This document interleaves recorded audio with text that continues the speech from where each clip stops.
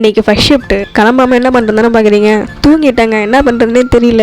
கார்ட்ட என்ன சொல்லலாம்னு யோசிச்சுட்டே இருக்கும்போது கடையில் போயிட்டு பால் வாங்கிட்டு வந்து காஃபி போட்டு குடித்தேன். அப்புறம் ஒரு வேலையை யோசிச்சு அப்புறம் கார்டுக்கு ஃபோன் அடிச்சு உடம்பு சரியில்லைன்னு போய் சொல்லிட்டு வீடியோ வேற பாப்பாரான்னு தெரியல. சரி பார்த்தா சமாளிச்சிக்கலாம். நேற்று ஃபர்ஸ்ட் ஷிஃப்ட் போயிட்டு ரிட்டன் வரும்போது ஃப்ரூட்ஸ் வாங்கிட்டு வந்தேன். பேஸ்கெட்டில் வைக்காமலே வச்சிருந்தேன். அப்புறம் அதை பேஸ்கெட்டில் வச்சுட்டு நேற்று ஃபர்ஸ்ட் ஷிஃப்ட் போயிட்டு வந்து ஜாமா இருந்தது, அதை வளர்க்கவே இல்லை. டயர்டாக இருந்துச்சுன்னு தூங்கிட்டேன். அதெல்லாம் கொஞ்சம் வளர்க்கிட்டு அந்தந்த இடத்துல வச்சுட்டு அப்புறம் சிங்க் எல்லாம் கழுவிட்டு இந்த வேலையை முடிச்சுட்டு இருந்தேன்னு வந்தால் அடுத்தது ஒரு வேலை துணி துவைக்கிற வேலை. அந்த துணி துவைக்கிற வேலையை முடிச்சுட்டு அப்புறம் நல்லா வெய்ய வச்சது மாடியிலே காய போட்டுட்டு ஒரு கணக்கெலாம் எழுதி வச்சுட்டு இருந்தேன். அதுக்கப்புறம் டைம் ஆயிடுச்சு. அப்புறம் நம்ம அண்ணன் கடையில் ஈஸா ஃபாஸ்ட் ஃபுட் கடையில் பிரியாணி ஆர்டர் பண்ணியிருந்தேன். ஹோம் டெலிவரி தான் பண்ணியிருந்தாங்க அந்த அண்ணன் கடையில் வீடியோ எடுத்து போட்டிருக்கேன், மறக்காமல் போய் ட்ரை பண்ணி பாருங்கள். அப்புறம் பிரியாணிலாம் சாப்பிட்டுட்டு நல்ல தூக்கம் வந்துச்சா அப்புறம் தூங்கிட்டாங்க. அப்புறம் ஓனர் வீட்டிலேருந்து எழுப்புனாங்க, மழை பெய்யுது போய் துணி எடுத்துகிட்டு வந்தேன். அப்புறம் போய் துணியெல்லாம் எடுத்துகிட்டு வந்துட்டு மழை பெய்யுதா காஃபி போட்டு குடிச்சேனா குடிச்சிட்டு அப்புறம் இருக்கிற துணியெல்லாம் வீட்டிலே காய வச்சுட்டேன். எனக்கு கொடி கட்டவே இல்லையா, தரையிலே காய வச்சுட்டேன். அப்புறம் டைம் ஆயிடுச்சு. அப்புறம் வீட்டிலலாம் ஃபோனில் பேசிட்டு அப்புறம் கொஞ்சம் எடிட்டிங் வேலை இருந்துச்சு, அதெல்லாம் முடிச்சுட்டு இருந்து பிரியாணியை சாப்பிட்டு தூங்கிட்டேங்க. நாளைக்கு காலையில் சீக்கிரமாக எழுந்து ஃபர்ஸ்ட் ஷிஃப்ட் போகணும். ஒரு நாள் லீவ் போட்டு எவ்வளோ வேலை இருக்குப்பா. அப்புறம்